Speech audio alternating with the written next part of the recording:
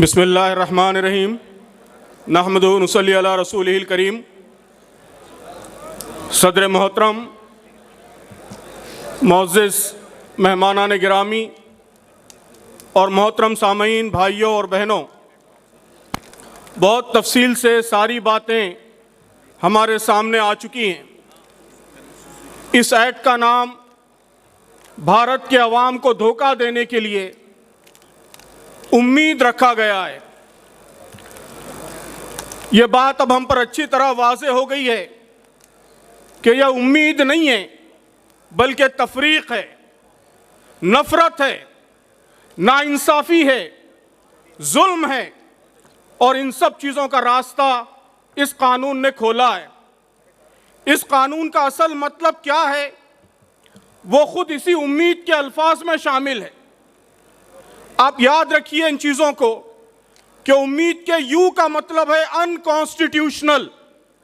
ये कानून इस मुल्क के कॉन्स्टिट्यूशन के खिलाफ है, दस्तूर के खिलाफ है, दस्तूर के आर्टिकल 14 के खिलाफ है, आर्टिकल 15 के खिलाफ है, आर्टिकल 26 के खिलाफ है, आर्टिकल 25 के खिलाफ है, आर्टिकल 29 के खिलाफ है, बल्कि दस्तूर की रूह के खिलाफ है, दस्तूर की सोल के खिलाफ है। अनकॉन्स्टिट्यूशनल। उम्मीद में एम, इसका मतलब है मैनिपुलेशन, कि इस एक्ट के जरिए हिंदुस्तान के अवाम को धोखा दिया गया है, इख्तियारात का मैनिपुलेशन किया गया है और अब बड़े पैमाने पर वक्फ की जमीनों के मैनिपुलेशन की तैयारी की जा रही है। उम्मीद के ई का मतलब है एक्सक्लूजन, कि मुसलमानों को अलग थलग करने की कोशिश की जा रही है।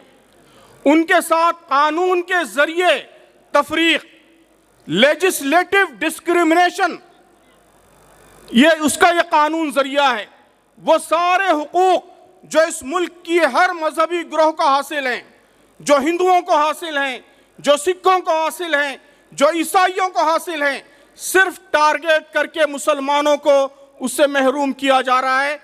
तो उम्मीद के ई का मतलब है एक्सक्लूजन, और एक ई है उसका मतलब है इंक्रोचमेंट, कि यह कानून इस मुल्क की रियासतों के हुकूक में इंक्रोचमेंट है, इस मुल्क की अक़लियतों के हुकूक में इंक्रोचमेंट है, जमहूरियत में इंक्रोचमेंट है और अब बड़े पैमाने पर वफ़्द की प्रॉपर्टीज में इंक्रोचमेंट की तैयारी की जा रही है। और आखिर में डी का मतलब है डिवीजन, कि कानून का असल मकसद वही है जो इस हुकूमत का पहले रोज से मकसद रहा है, कि बड़े पैमाने पर इस मुल्क के अंदर डिवीजन पैदा किया जाए, हिंदुओं मुसलमानों के दरमियान तफरीक पैदा की जाए, उनको बांटा जाए। आप देखिए कि जिस तरीके से एक्ट लाया गया और उसको लेकर जिस तरीके से पूरे मुल्क में प्रोपेगेंडे का बाजार गर्म किया गया है, साफ मालूम होता है कि मकसद मुल्क की आवाम को बांटना है, तकसीम करना है, डिवीजन है। लेकिन मोहतरम दोस्तों, बुजुर्गों और नौजवानों, कुरान मजीद कहता है कि वह मकरू व मकरुल्लाह वल्लाहु खैरुल माकिरीन, कि वो अपनी चाल चलते हैं और अल्लाह ताला अपनी चाल चलता है और अल्लाह ताला सबसे बेहतर चाल चलने वाला है। उन्होंने कानून मुल्क की आवाम को बांटने के लिए लाया था, लेकिन उनकी यह कोशिश, उसने अवाम को गैर मामूली तरीके से जोड़ दिया है। आज जो इत्तेहाद आप देख रहे हैं, पार्लियामेंट में जो इत्तेहाद आपने देखा और मुल्क के सारे एहतजाजी जलसों में, वफ़ के एहतजाजी प्रोग्रामों में जिस इत्तेहाद का मुजाहरा हो रहा है, हमारे हिंदू भाई, सिख भाई, अपोजिशन की सारी पार्टियों के लोग जिस तरह पूरी कुव्वत के साथ खड़े हैं इस एक्ट के खिलाफ, वो इस मुल्क की बहुत बड़ी ताकत है। इस एक्ट ने उस ताकत को बेदार कर दिया है, इस जुल्म ने उस ताकत को बेदार कर दिया है। अब करना क्या है, करना क्या है, मैं समझता हूं उसकी भी तफसील आ गई। मैं इसी तरह एब्रीविएशन के जरिए ही, ताकि बात याद रहे, एक प्रोग्राम देना चाहता हूं। वक्फ करना क्या है, वक्फ में डब्ल्यू का मतलब है वेकअप, बेदार हो जाइए।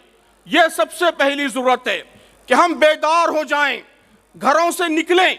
ऐसे मौके पर भी जो हालात से बेखबर रहकर घर में बैठा रहेगा, तारीख उसे माफ नहीं करेगी।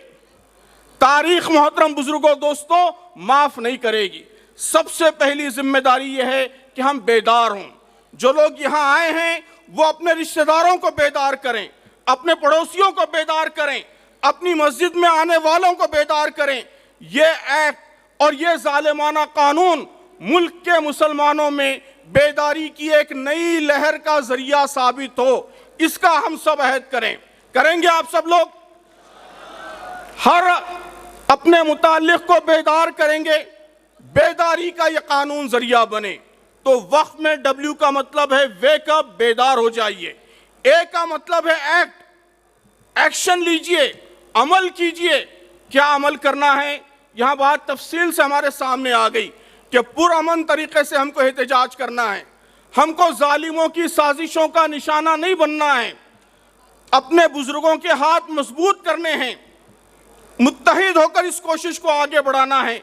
All India Muslim personal law board जो मुसलमानों की तमाम जमातों और तमाम फ़िरक़ों और उसके तमाम मकातिब का नुमाइंदा प्लेटफॉर्म है, इसके साथ वाबस्ता रहिए, उसकी हर आवाज़ पर लब्बैक कहिए और उसकी रहनुमाई के मुताबिक जिस वक्त जिस काम का मुतालबा किया जाए, जिस एक्शन का मुतालबा किया जाए, उस पर लब्बैक कहिए। जब ईमेल देने की बात हो तो ईमेल कीजिए, जब एहतजाज में शरीक होने की बात हो एहतजाज में शरीक होइए, जब बत्ती गुल करने की बात हो बत्ती गुल कीजिए, जब काली पट्टी लगाने की बात हो काली पट्टी लगाइए। एक्शन के सारे 20 करोड़ मुसलमान और उनके साथ इस मुल्क के दीगर 120 करोड़ अवाम सब मिलके एक्शन में आ जाएं, उसी के नतीजे में जुल्म का खात्मा होगा। तो याद रखिए, W से वेकअप, A से एक्शन, Q से क्वेश्चन। ये बड़ी अहम बात है कि इस मुल्क के कानूनदानों से, मीडिया से, वक्फ बिल के हामियों से जगह जगह सवाल पूछिए। क्या सवाल पूछना है? आपके सामने अभी असदुद्दीन अवैसी साहब ने बातें रखी और हमारे मुकर्रिरीन ने बातें रखी।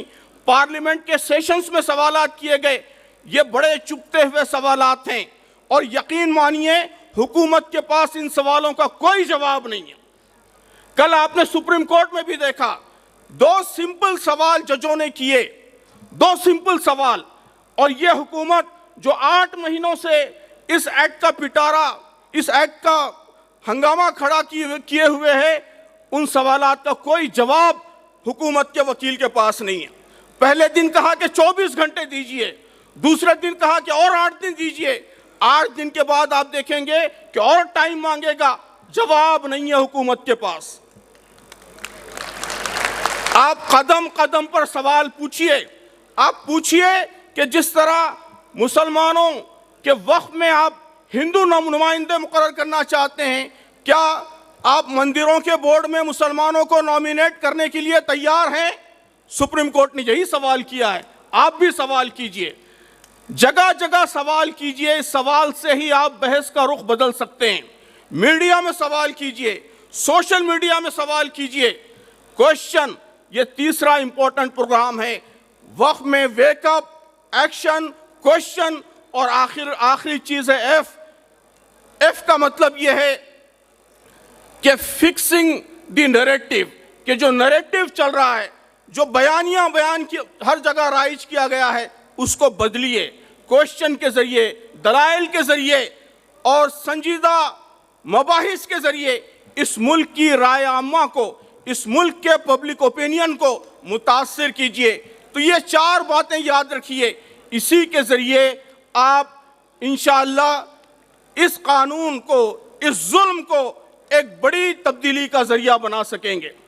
जैसा कि बात आई, मामला सिर्फ इस कानून का नहीं है बल्कि मजालिम का एक तवील सिलसिला है।